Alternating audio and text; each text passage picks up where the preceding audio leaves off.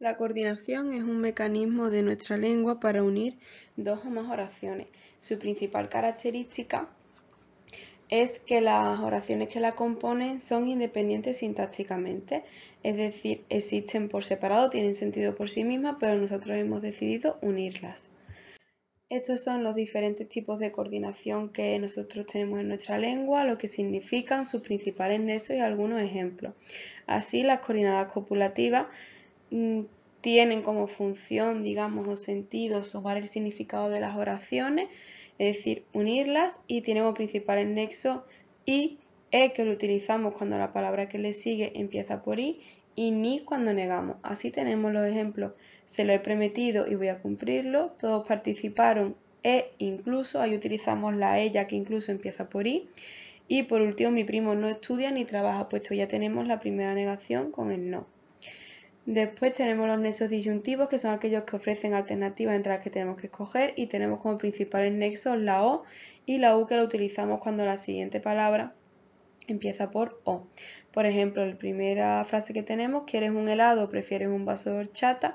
Ahí vemos cómo tenemos que escoger entre una de las dos opciones, o bien el helado o bien la horchata.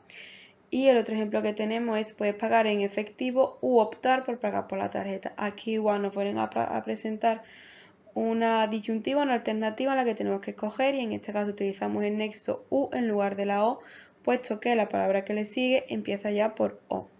Después tenemos las coordinadas adversativas, que son aquellas oraciones en las que sus significados se contraponen, y tenemos como principales nexos pero, más, sino que o no obstante.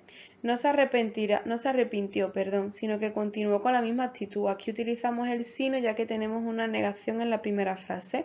En contraposición encontramos la siguiente: se arrepintió pero no cambió su actitud. ¿Por qué utilizamos aquí el pero? Porque en la primera frase, digamos en la primera que nos encontramos, sí, no tenemos ninguna negación, por tanto utilizamos pero. En el caso de que si la tuviéramos esa negación, como en el caso de la primera, no se arrepentirá, en la siguiente parte encontraremos sino que. Por último encontramos el paciente mejora, no obstante su situación sigue siendo crítica. La distributiva es la que se nos plantea también una alternancia entre oraciones, y siempre vamos a tener dos nexos: bien, bien, hora, hora, ya, ya, unos, otros, etc. Bien, vamos a comer pescado, bien, nos quedamos en casa, o ya se pelean, ya se reconcilian. Por último, la explicativa es aquella que, tal y como su nombre indica, nos está explicando a la otra. Como principales nexos tenemos es decir, esto es, o sea, entre otros tantos, y de ejemplo podemos ver esas dos frases de ahí. Es un veterano, es decir, se le tiene mucho respeto.